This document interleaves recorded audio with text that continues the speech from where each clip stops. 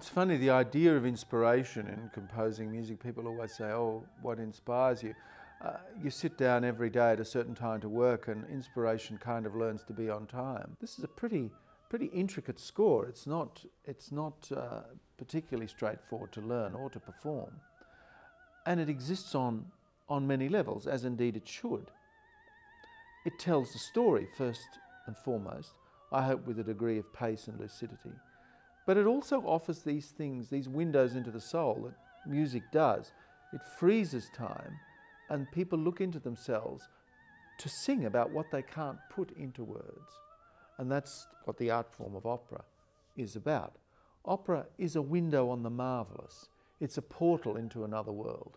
And that's what a composer seeks to do, is to create the possibility of that window, to show people something that they can't see in their daily life. It's interesting conducting my own music. I don't think of myself as having written it.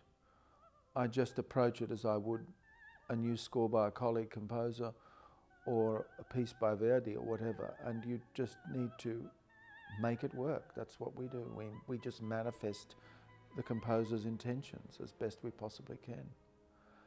And it's interesting with this revival by Tama Matheson, a very talented young director, one has to let go any sense of ownership and not interfere too much, so that people have the ability to make their own decisions and to pursue their vision of the piece. Because Tama's found ranges of meaning and elements of meaning and significance in the piece that I was not aware of when I was writing them, but are nevertheless there. A director brings something very specific to a piece, but that specificity need not be related to the set and costumes necessarily. It's a particular vision of the nuances of the piece. And I guess what we're doing here is we're taking the set, the originally designed set, most of the costumes, but we're giving another director an opportunity to find something to say that's new within those parameters. And he's succeeding very well in doing this. It's not a grand statement.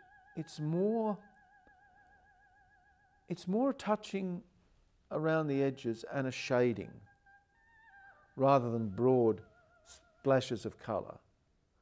But they nevertheless reveal the original subject matter in a slightly different perspective, which is always interesting.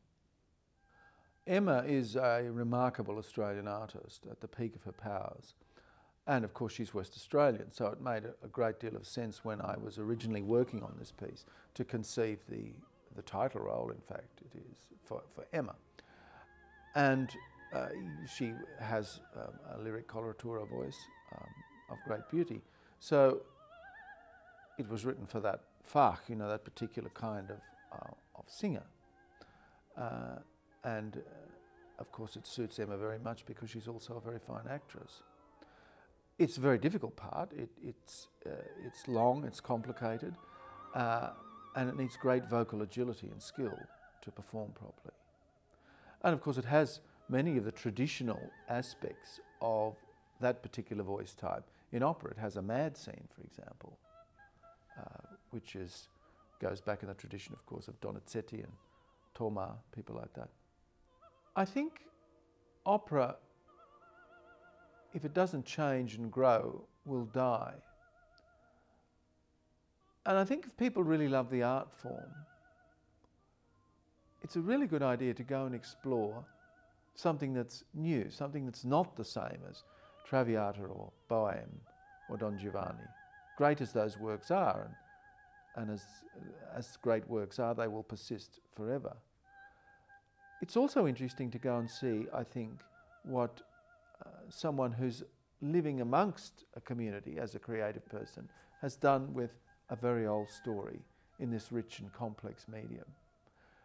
Another reason to come, I think, is to see some of the great singer-actors of Australia today. This is a very, very company-oriented piece. It's a piece that celebrates, I think, the diversity and the depth of talent at Opera Australia, from some of its great stars to its magnificent ensemble and the magnificent depth of its ensemble. So it's a real company piece to show the strengths of the National Company in all sorts of ways. And the other reason I think that it's an interesting piece is that it's a very compelling night of theatre. It takes you on a journey and it tells a story. And that's what people need when they go to the theatre. They don't come to the theatre to see someone do the washing up. They come to the theatre to see something remarkable.